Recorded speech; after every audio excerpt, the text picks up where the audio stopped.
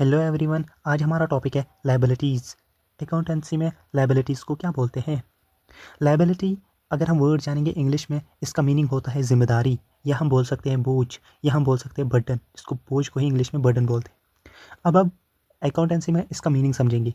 अब कोई भी ऐसा मनी या कोई भी ऐसा चीज़ जो बिजनेस को दूसरों को वापस करना है, उसी को लायबिलिटी कहते हैं। फिर से एक बार समझेंगे। कोई भी चीज़ या कोई भी ऐसा पैसा जो बिज़नेस को वापस करना है। अब हम इसको अच्छे तरीके से समझेंगे एक एग्ज़ाम्पल लेकर। हमारी एग्ज़ाम्पल वही समोसे का बिज़नेस हम कर रहे हैं। हमने एक आदमी को देखा, बोला यार हमें 10,000 रुपया दो आप। उसने बोला कोई नहीं, ले जाओ आप 10,000 रुपये। अब ये जो 10,000 रुपया हमारे बिज़नेस में आ गए, अब हम इस 10,000 को तो कभी ना कभी इस पर्सन को तो वापस करना ही है ना हमें। अब जो ये अमाउंट है जितना वापस करना है, इसी को लायबिलिटी बोलते हैं कि अब ये ज़िम्मेदारी है इसको वापस करना। समझ में आया? आई होप कि आपको ये एग्जांपल बहुत ही अच्छे तरीके से समझ आई होगी। अब बिज़नेस के लिए दो तरीके से लायबिलिटी होती है। एक तो होता है जो उसको ओनर को पैसे देने हैं वापस, या कोई भी चीज़ ओनर को वापस देना है, उसको बोलते हैं इंटरनल लायबिलिटी। और दूसरी जो उसको आउटसाइडर आउटसाइडर बिजनेस के अलग अलग जो भी इंसान है, उसको अगर उसको वापस देना है कुछ भी, तो उसको हम बोल सकते हैं एक्सटर्नल लायबिलिटी। हम अब इन दो पॉइंट्स को भी एग्जाम्पल के साथ समझेंगे। ये देखो हमारा वही एग्जाम्पल, समोसे का बिजनेस हम कर रहे हैं। ये हमारा ओनर है। अकाउंटेंसी में ये कहता है कि बिजनेस अलग होता है, ओनर अलग होता है, ये हमेशा याद रखना। अब बिजनेस, ये ओनर जो है इसने 50,000 बिज़नेस को दिए, ठीक है। अब बिज़नेस की ये ज़िम्मेदारी बनती है, ज़िम्मेदारी मतलब लायबिलिटी बनती है कि इसको ये वापस करना है। अब जब इन ओनर को वापस करने होते हैं ना, तो उसको बोलते हैं इंटरनल लायबिलिटी। ये हमेशा याद रखना, ओनर को जब हम वापस करेंगे तो उसको बोलते हैं इंटरनल लायबिलिटी। अब हम समझेंगे एक्सटर्नल लायबिलिटी। वही हमारी एग्जाम्पल समोसे का बिज़नेस। ये एक आदमी है, ये अलग बिज़नेस से अलग, हमारे बिज़नेस से अलग आलू बेच रहा है, तेल बेच रहा है।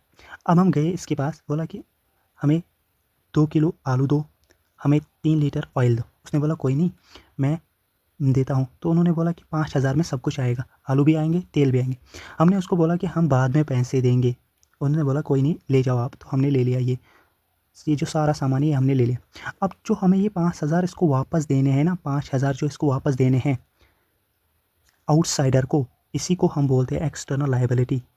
जब भी हमें कुछ भी एक्सटर्नल बिजनेस से अलग हट के किसी और को वापस करने होते हैं ना पैसे, उसी को बोलते हैं एक्सटर्नल लायबिलिटी। आई होप ये आपको समझ आया होगा।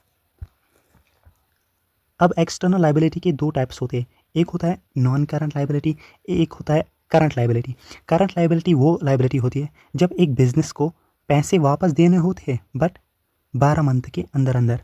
आप 3 मंथ में भी दे सकते हो, 4 मंथ में भी दे सकते हो, बट 1 मंथ के अंदर अंदर आपको वो पैसे वापस करने हैं, तो उसको बोलते हैं current liability. Non current liability का मतलब होता है कि आप ये जो बिज़नेस है, 1 ईयर आफ्टर 1 साल के बाद उसको आप मनी वापस दोगे। अब हम इसको भी एक लिटिल एग्जाम्पल के साथ समझेंगे।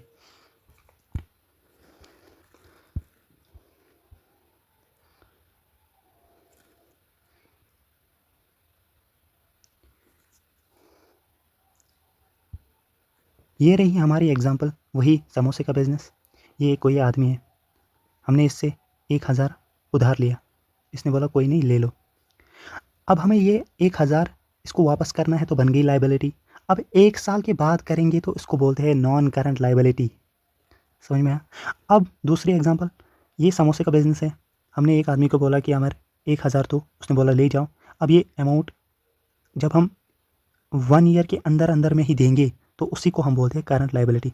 आई होप कि आपको ये पूरा समझ आया होगा।